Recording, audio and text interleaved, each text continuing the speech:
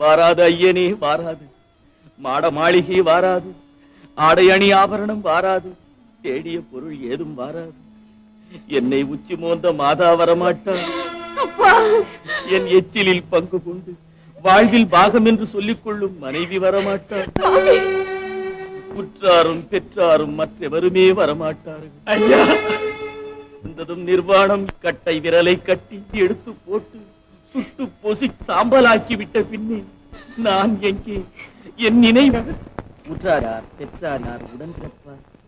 வீடு இருக்க தாய் இருக்க வேண்டும் மனையாள் இருக்க, வீடு இருக்க ஊன் இருக்க பிள்ளைகளும் தான் இருக்க, மாடி இருக்க கண்டிருக்க, இவையெல்லாமே கூட வந்து விடுமோ?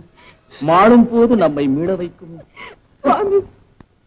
உங்களுக்காகவே பிறந்து வளர்ந்து வாழும் இந்த பேதியை கைவிட்டுடாதீங்க. நீங்க பேசுவது நியாயம் இல்லை.